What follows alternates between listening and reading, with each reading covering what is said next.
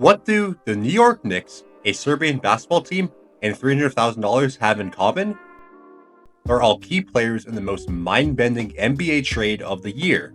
We're talking about a deal so complex, it spanned 3 teams, 2 continents, and pushed the limits of the salary cap to the point where the league office was left scratching their heads. Hey there, Hoops fans! I'm Kyle, and welcome to Basketball Business, where we uncover the money moves behind the hardwood. In this video, we're diving deep into the trade that sent Karl-Anthony Towns to the New York Knicks and has the entire NBA world buzzing. We'll explore how the Knicks managed to pull off what many thought was impossible, navigating the choppy waters of the NBA's new collective bargaining agreement with the skill of a seasoned sailor. Buckle up as we unpack the fascinating financial playbook that's reshaping the NBA landscape. Before we jump into the trade details, let's set the stage. The NBA's new CBA, which kicked in this past season, has dramatically changed the financial landscape of the league. It introduced stricter luxury tax penalties and a new second apron that severely limits what high-spending teams can do. This was designed to create more parity in the league and prevent super teams from dominating. In this new world, the salary cap, luxury tax, and apron systems are more crucial than ever. Teams over the first apron face restrictions on using certain exceptions, while those over the second apron face even harsher penalties. It's a complex system that requires a PhD in capology to fully understand. Enter the Knicks front office dream team. President Leon Rose and VP of Strategic Planning Brock Aller. Rose, a former super agent, knows the player's side of the business inside and out. Aller, he's basically the Houdini of NBA finances, known for pulling off salary cap magic tricks that leave other executives and league insiders blown away. So, what exactly went down in this trade? Here's the breakdown. The Knicks got Karl-Anthony Towns and the draft rights to James Nagy. The Timberwolves got Julius Randle, Dante DiVincenzo, Keita Bates-Diop, and a protected 2025 first-round pick via Detroit. And the Hornets got Charlie Brown Jr., Daquan Jeffries, Dwayne Washington Jr., 3 second-round picks, and $7.2 million in cash. On the surface, it looks like a straightforward star-for-depth swap. The real magic is in how the Knicks made the money work. Under the new CBA, pulling off a trade of this magnitude is like trying to thread a needle while riding a roller coaster. Why? Because both the Knicks and the Timberwolves were over the first apron of the luxury tax. For those of you who aren't cap nerds, the apron is basically a hard line in the sand that severely limits what teams can do if they cross it. Here's the kicker. Teams over the first apron can't take back more salary than they send out in a trade. So how do you trade for a $49 million player like Cat when you're already in luxury tax hell? That's where Brock Aller and the Knicks front office flex their salary cap muscles, demonstrating once again why they're considered the elite problem solvers of the NBA financial world. The Knicks had to pull off a magic trick, send out more money than they were taking in, while actually adding salary to their books. Oh, and they had to stay under the second apron, which is like the luxury tax's angry big brother. Go over that, and you can kiss your flexibility goodbye. So how'd they do it? By exploiting every loophole in the CBA and getting creative with sign and trades. Remember those 3 guys the Hornets got? The Knicks signed and traded them specifically for this deal. But here's where it gets really sneaky. They signed each of them for exactly $1 American more than the minimum salary. $1 for eternal happiness. I'd be happier with the dollar. Why that extra dollar? Because it allowed them to bypass the stacking minimum contract restriction. See, under the new CBA, teams just can't pile up a bunch of minimum contracts to make salaries match in a trade. But by adding that extra dollar, these contracts weren't technically minimums anymore. It's like when your mom says you can't have any more cookies, but doesn't say anything about cupcakes. The Knicks found the cupcake loophole and they feasted off it. But wait, it gets even crazier. Enter Dwayne Washington Jr. in the international twist to this saga. Washington was playing for Partizan Belgrade in Serbia, but the Knicks still held his NBA rights. To make this trade work, they had to pull off a logistical miracle. They had to negotiate with Partizan to release Washington from his contract, get clearance from FIBA, sign him to an NBA deal, and then immediately trade him to Charlotte. Oh, and they had to do all this while Partizan's EuroLeague season was already underway. It's like trying to change the tires on a Formula One car during a pit stop while also negotiating the driver's next contract. The Knicks had to time everything perfectly. They needed Washington's FIBA letter of clearance, which is basically international basketball's version of a hall pass. Then, they had to sign him to a contract that was just over the minimum, making sure it was a 3-year deal because that's required for sign and trades under the CBA. All this had to happen in a matter of days, with multiple parties across different continents all playing their part. In the end, Washington got a nice $2.3 million payday for his trouble, essentially for signing a few documents and being a good sport about the whole globe-trotting affair. Not a bad gig if you can get it, right?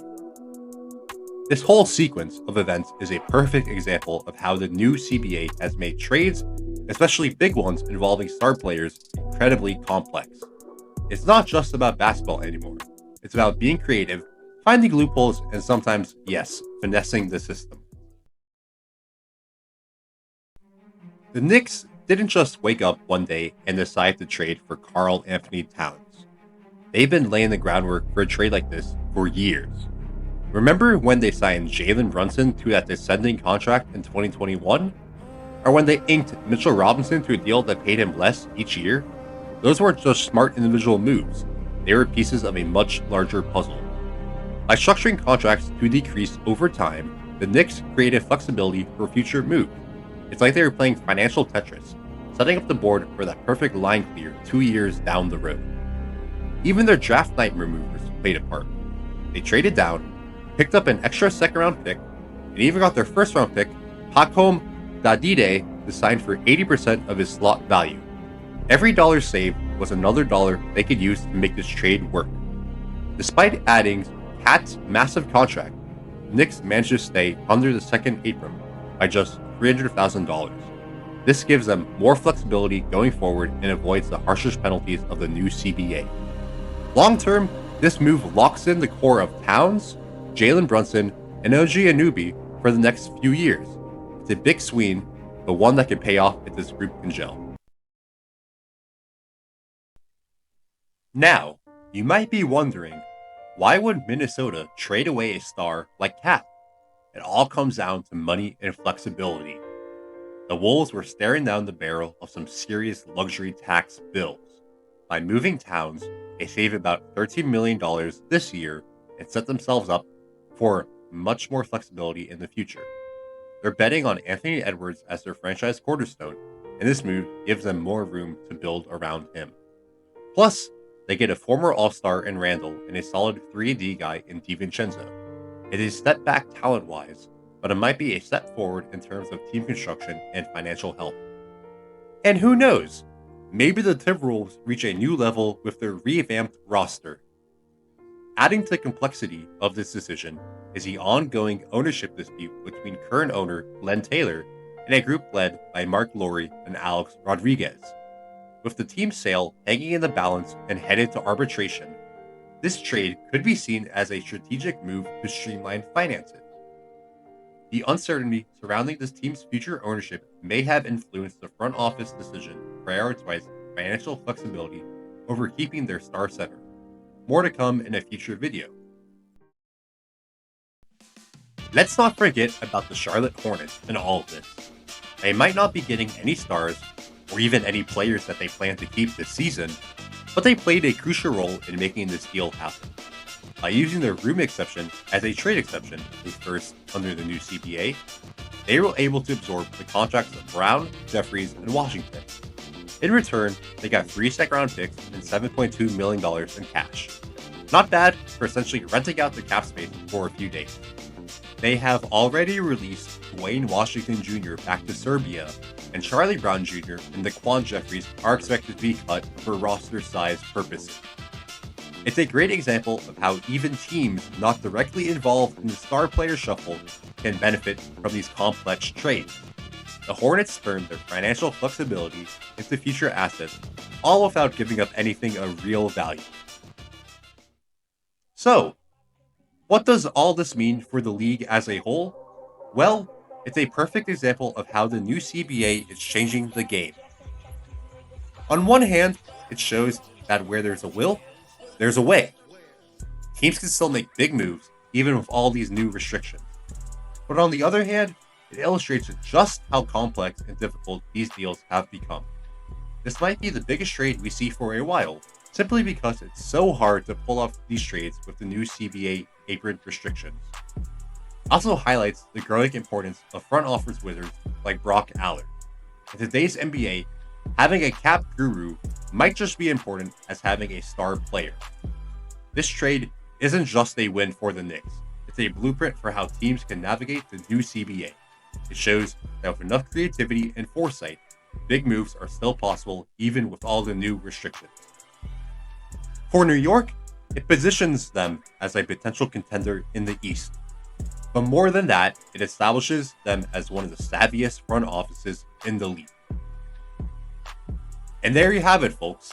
The anatomy of one of the most creative trades in NBA history. It's a perfect example of why the NBA isn't just a sport. It's a complex business where the action off the court can be just as fascinating as what happens on it. What do you think about this trade? Are the Knicks geniuses, or did they outsmart themselves? Who was the winner of this trade?